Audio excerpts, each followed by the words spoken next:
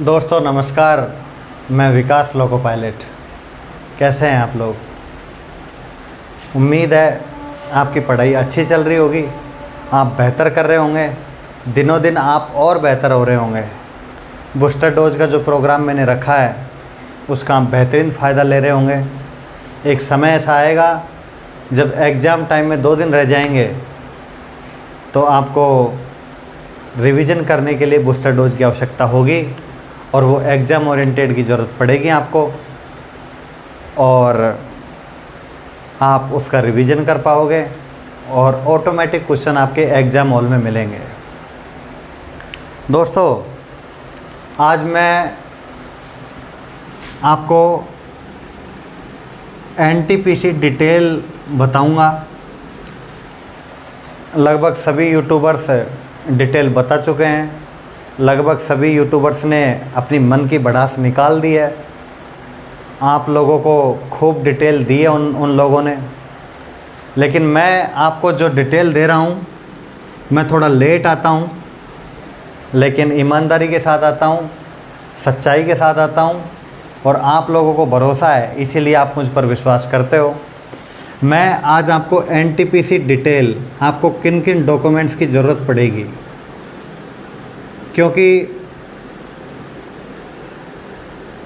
अक्सर जब student form भर चुका होता है तो उसके बाद मेरे पास मैसेज करता है, सर मैंने फॉर्म तो भर दिया है लेकिन अब क्या करूं, मैंने डबल डिग्री लगा दी है, सिंगल डिग्री लगा दी है, दोनों सेशन एक साथ हैं। तो मैं डिग्रियों की आपको डिस्कशन कर चुका हूँ, कंप्लीट वीडियो बना दिया है, उस पर देख लेना। डिग्रियों का जैसा कोई इशू नहीं है, डिग्री डिजी लॉकर से कोई कांटेक्ट नहीं रखती है और डिग्री को रेलवे चेक भी नहीं करता है। डिजी लॉकर के ज़रिए आप जब डॉक्यूमेंट वेरीफाई कराने जाओगे तब करेगा।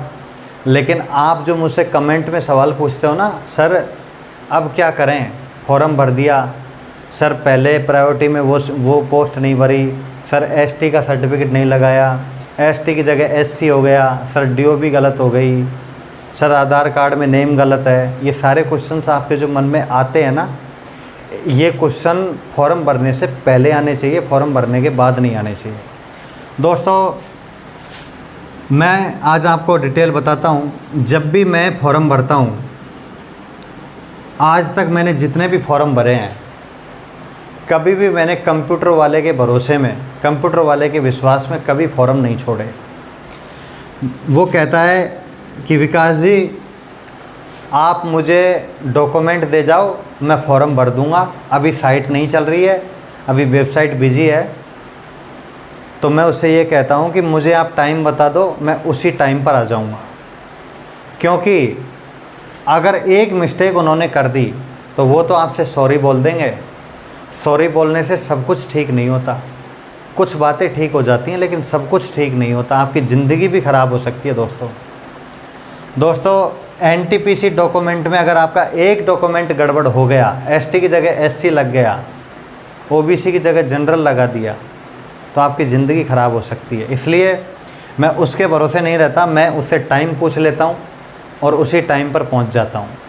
ये चीज़ मैं आपको क्यों बता रहा हूँ, आपको कंप्यूटर वाले के पास जाकर, कैफ़े वाले के पास जाकर खुद को फॉर्म भरना है, आपको दूसरे पर भरोसा नहीं करना है, क्योंकि ज़िंदगी आपकी बननी है। वो फॉर्म भर रहा है, वो पैसे ले रहा है, वो कमाई कर रहा है, वो अर्निंग कर रहा है, लेकिन ज़िंदगी आपको बनानी है।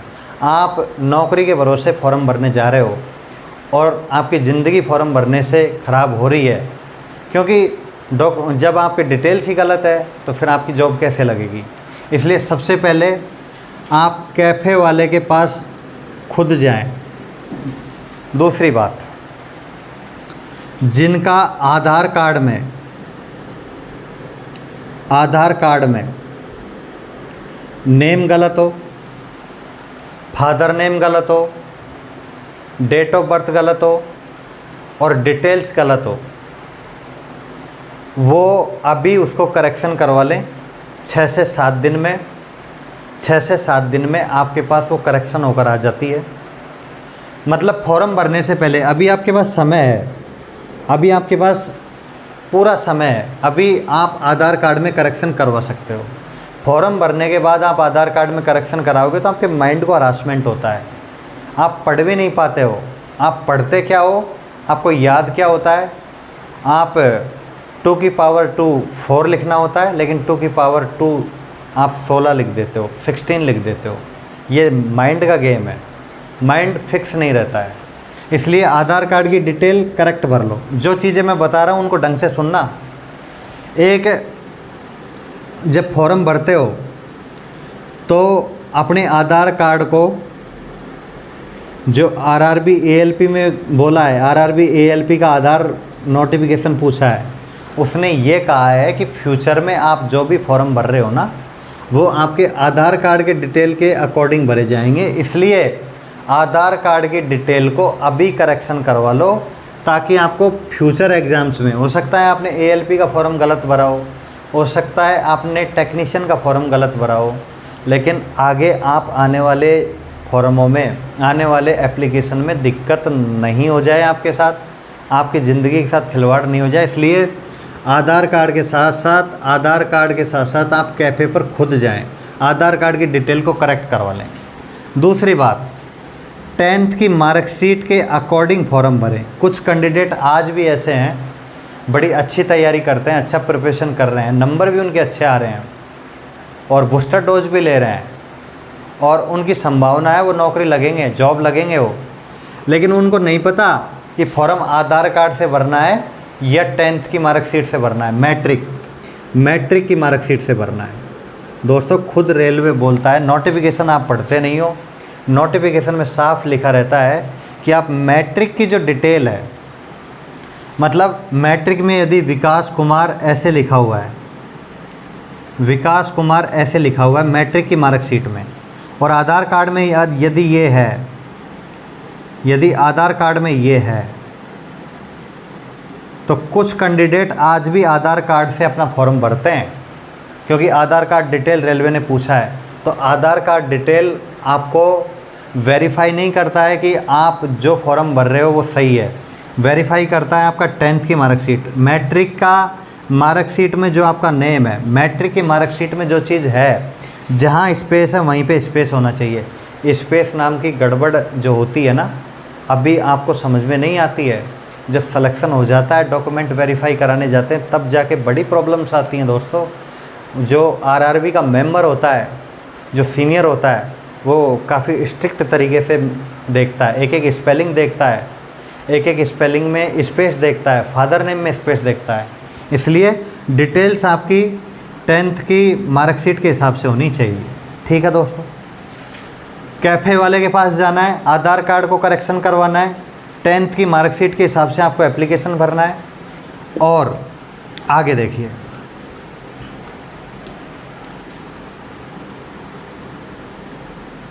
फॉर्म भर रहे हो तब कोल्ड ड्रिंक नहीं पीनी है, चाय नहीं पीना है, क्योंकि आपका ध्यान उसमें चला जाएगा। मुझे मालूम है आपके दोस्त मिलेंगे, सब कुछ आपके लिए कोल्ड ड्रिंक लेके आ जाएंगे, आज बहुत दिनों में मिला है, कोल्ड ड्रिंक पी लेते हैं। इसलिए एसटी की जगह आपको एससी लिख देगा। उसका क्या जाता है, वो तो आपसे 50 रुपये ले रहा है, वो तो आपसे 50 रुपये ले रहा है। आपका फॉर्म सबमिट हुआ और उसके फ़ोनपे में 50 रुपये कर दो, उसको कैश 50 रुपये दे दो भाई। उसको मतलब नहीं है एसटी एससी हो गया, एससी एसटी हो जाता है, ओबीसी जनरल हो जाता है, ओबीसी एनसीएल नॉन क्रीमियर लेयर हो जाता है, एसटी एससी हो जाता है, एससी एसटी हो जाता है। दोस्तों एक एक पॉइंट, जब आप कैफ़े वाले के पास बैठे हो, एक एक पॉइंट आपको ढंग से देखना है। रेलवे की पहली स्टेप होती है कि आपका फॉर्म सही होना चाहिए, ताकि रेलवे आपको किसी भी स्टेज पर डिबार्ट नहीं करे, किसी भी स्टेज पर डिबार्ट नहीं करे। दूसरी बात, आपकी कम्युनिटी सही होनी चाहिए, मतलब मैं ये कहना चाहूँगा आपकी डिटेल्स बिल्कुल करेक्ट होनी चाहिए। Space, date of birth, mother name, father name, community, sub category, ये सारी चीज़ें आपकी बिल्कुल करेक्ट होनी चाहिए। क्रॉस चेक कर लेना, लास्ट में फॉर्म सबमिट होता है उससे पहले क्रॉस चेक कर लेना। अगली बात, एसटी का सर्टिफिकेट, अगर आप एसटी में हैं तो सेंटर का सर्टिफिकेट लगाओ,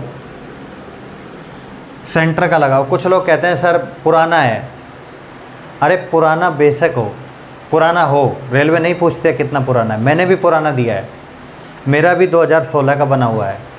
पुराना दे दो लेकिन दो सेंटर का। रेलवे को चाहिए सेंटर का, रेलवे को चाहिए सेंटर का, चाहे पुराना दे दो।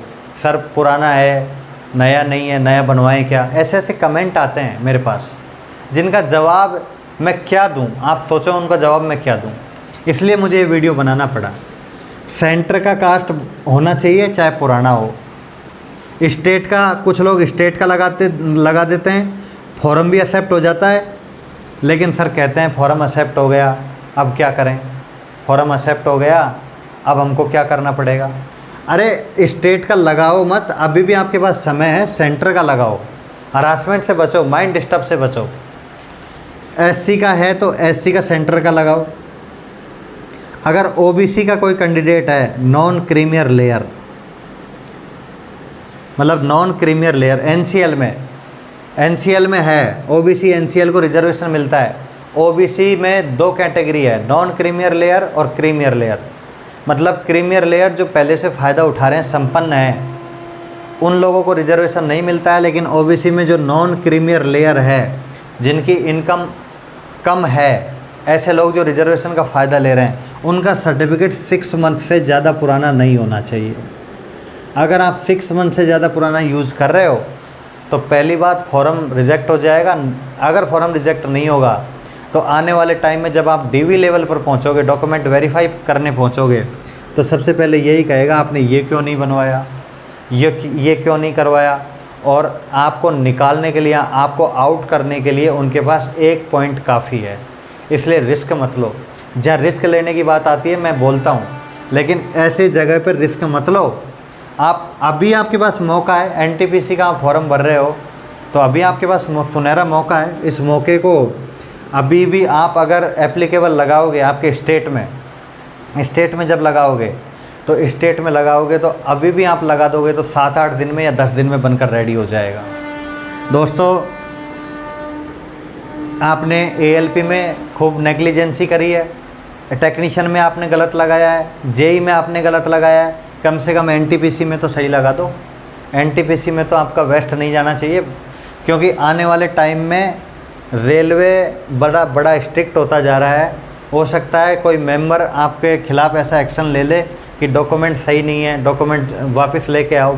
डायरेक्ट नहीं निकालेगा, डॉक्यूमेंट वापस लेकर आओ, फिर आप वापस घर के लिए भागोगे, फिर तहसीलदार नहीं मिलेगा आपको, एसडीएम नहीं मिलेगा, फिर आपको हरासमेंट होगा, फिर लोग आपसे पैसा लेंगे और फिर आपका डॉक्यूमेंट नहीं बनेगा।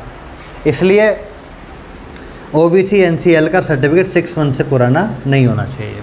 ये कम से कम ये सर्टिफिकेट एग्जीक्यूटिव मजिस्ट्रेट का मतलब है तहसीलदार।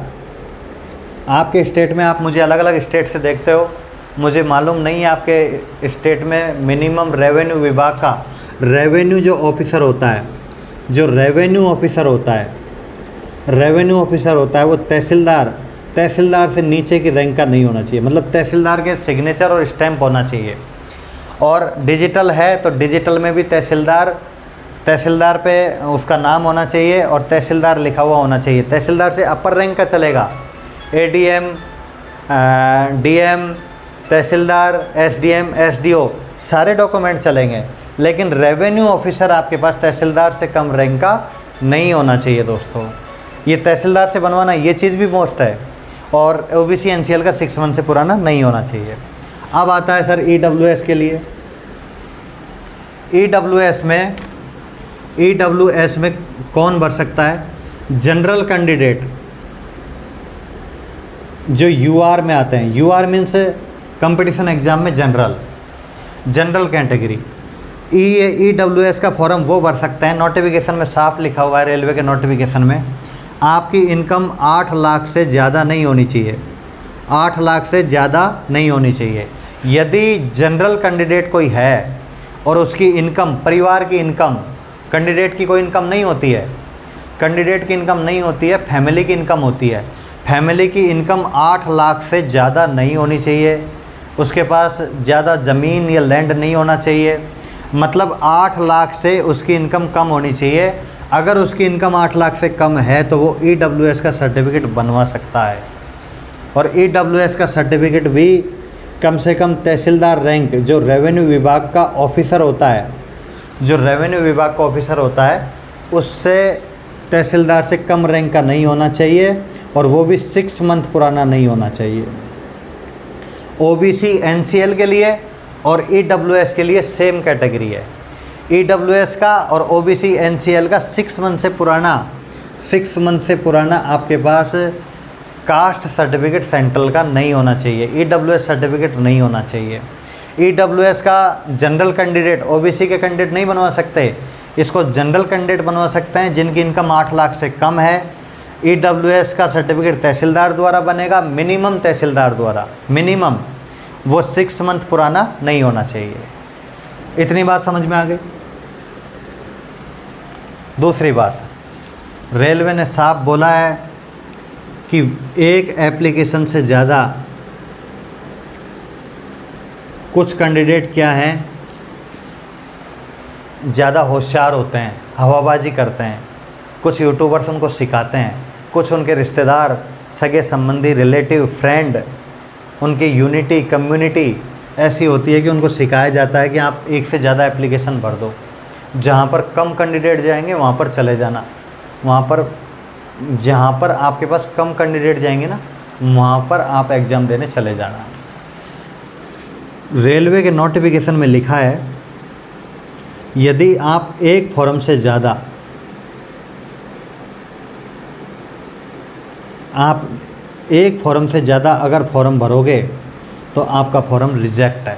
एक फॉर्म से ज़्यादा यदि आपने फॉर्म भरा तो आपका फॉर्म रिजेक्ट है। यह है मिनिमम पनिशमेंट, ये है मिनिमम पनिशमेंट। कम से कम सज़ा है कि आपका फॉर्म रिजेक्ट होगा। ज़्यादा से ज़्यादा सज़ा सुनिए, आपको रेलवे में, भविष्य में रेलवे की किसी भी एग्ज़ाम में बैठने नहीं दिया जाएगा। रेलवे ऐसा भी सोच सकती है, रेलवे ऐसे स्टूडेंट को डिबार्ट कर सकती है, रेलवे ऐसे स्टूडेंट को पनिशमेंट दे सकती है। मिनिमम पनिशमेंट है कि आपका फॉर्म रिजेक्ट होगा, मिनिमम पनिशमेंट है, ये कम से कम पनिशमेंट है।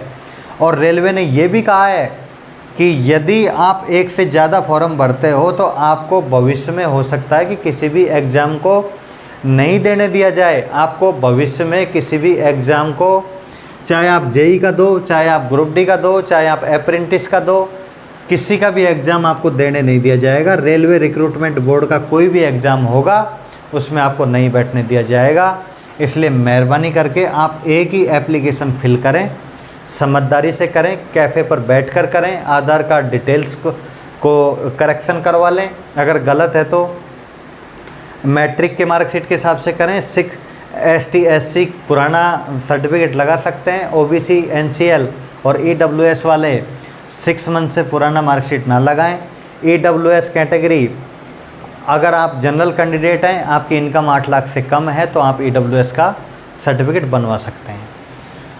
एक एप्लीकेशन से ज़्यादा फॉर्म नहीं भरें। मिनिमम पनिशमेंट ये है कि आपको फॉर्म को रिजेक्ट किया जाएगा, और ज़्यादा से ज़्यादा पनिशमेंट ये है कि आपको RRB फ्यूचर में किसी भी एग्जामिनेशन में नहीं बैठने देगी। ठीक है दोस्तों, और सुनिए, ये डॉक्यूमेंट आपको कब चाहिए? सर ये डॉक्यूमेंट आपको कब चाहिए? ये डॉक्यूमेंट चाहिए आपको लास्ट डेट, मान लो कंक्लूजन करो, लास्ट डेट है 25 तारीख, 25 अक्टूबर मान लो लास्ट डेट है, तो 25 अक्टूबर के दिन आपके सारे सर्टिफिकेट ST SC EWS ये सारे सर्टिफिकेट बन जाने चाहिए। OBC ये सारे सर्टिफिकेट बन जाने चाहिए। सारे सर्टिफिकेट आपके पास होने चाहिए लास्ट डेट के दिन। लास्ट डेट के बाद 26 को बन रहा है तो वैलिड नहीं है, लेकिन 24 को बन रहा है तो वैलिड है। ठीक है दोस्तों, इतनी बात समझ में आ गई। दोस्तों और मैं आपको एक चीज़ बताता हूँ,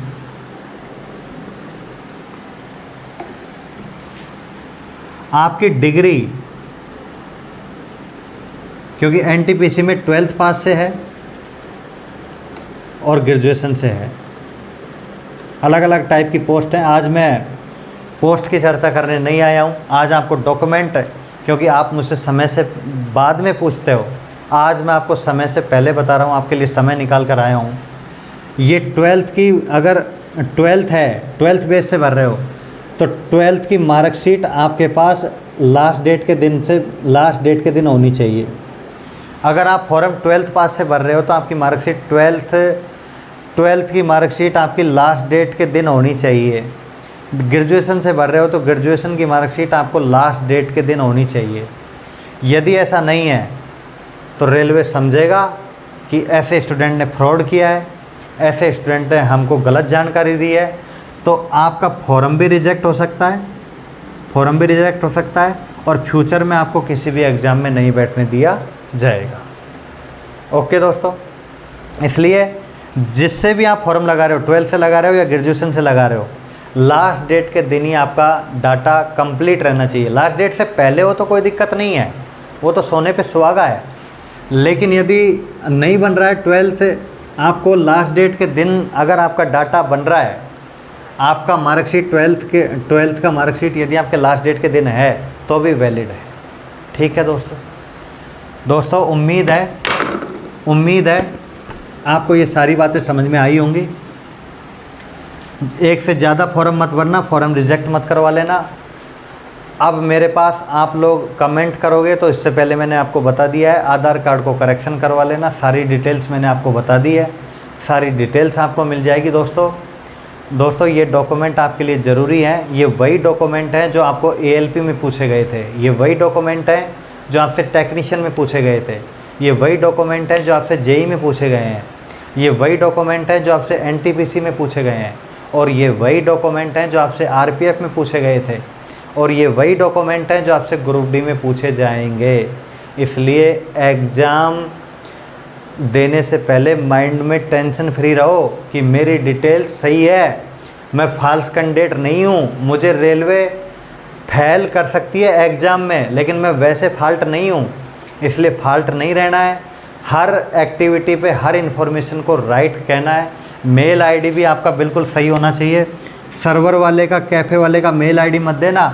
आजकल जो जॉइनिंग लेटर आता है, मेरा खुद का जॉइनिंग लेटर मेल पर आया है, पोस्टमैन लाकर आपको नहीं देंगे गांव में। आजकल ऐसा ट्रेड है कि आपके जॉइनिंग लेटर को लोग रख लेंगे, क्योंकि ये दुनिया आपकी नौकरी को देखकर खुश नहीं होगी, जलेगी। इसलिए पोस्टमैन आपके घर आएगा, उससे पहले लोग आपका जॉइनिंग लेटर ले लेंगे। लेकिन अब आजकल रेलवे को इस चीज़ का मालूम हो गया कि अब ऐसा हो रहा है गांव में, इसलिए अब आप लोगों को मेल के ज़रिए जॉइनिंग लेटर भेजा जाएगा, मेल के ज़रिए आपके डिवीज़न अलॉट होगा, मेल के ज़रिए आपका मेडिकल टेस्ट होगा। इसलिए मेल को ढंग से समझ के कि छोटा अक्षर है या बड़ा अक्षर है, छोटा अक्षर है या बड़ा अक्षर है, स्पेलिंग मिस्टेक ऐसी चीज़ें आपको बिल्कुल नहीं रखनी है। मेल आपको बिल्कुल अप टू डेट रखना है, मेल पे बने रहना है, और सारी चीज़ें आपको करेक्ट करनी है, ताकि आप फ्यूचर में तैयारी भी करो तो अपने दिल से करो, अपने मन से करो। मुझे कैंडिडेट कहते हैं, स्टूडेंट कहते हैं, सर तैयारी तो कर रहे हैं लेकिन मन नहीं कर रहा है, फॉर्म में ST की जगह SC हो गया। वो बाद की चीज़ें हैं कि एफिडेविट लगेगा या नहीं लगेगा, ये सारी चीज़ें आप सभी लोगों से पूछते हो, लेकिन एग्जैक्ट डिटेल के लिए आप मेरे पास आते हो। और दोस्तों मैं आपको एग्जैक्ट डिटेल NTPC का देने आया था। इसके अलावा जो भी कोई बात कहता है वो सारी बातें झूठी हैं, सारी बातें यही सच हैं कि आप डिटेल्स को करेक्ट भरना, ताकि आपका फॉर्म अच्छी तरीके से सबमिट हो सके, आपको फ्यूचर में दिक्कत नहीं आए। फिर मिलेंगे दोस्तों एक छोटे से ब्रेक के बाद। हर घर तक पहुंचा देना, हर घर तक, हर गली मोहल्ले तक पहुंचा देना जो NTPC का फॉर्म भर रहा है, क्योंकि इंडियन रेलवे का मेडल गले में लगाना है। आपको वंदे भारत में कोई TT बनना चाहेगा, TC बनना चाहेगा, तो आपको वंदे भारत में टिकट चेक करवा दिया जाएगा।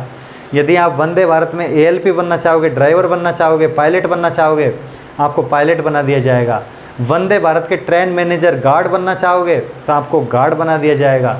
लेकिन वंदे भारत एक दिन आपके नसीब में होगी, वंदे भारत ट्रेन आपके नसीब में होगी। दुनिया की नहीं, आप दुनिया के सबसे खूबसूरत प्लेटफॉर्म पर आप बेहतरीन चीज़ें सीख रहे हो, बेहतरीन चीज़ें मैं आपको दे रहा हूँ। इन चीज़ों को अपने दिमाग में उतारे रखना। अगले 6 मंथ आप मेरी सुन लो, अगले 60 साल आपकी जनता सुनेगी। धन्यवाद दोस्तों।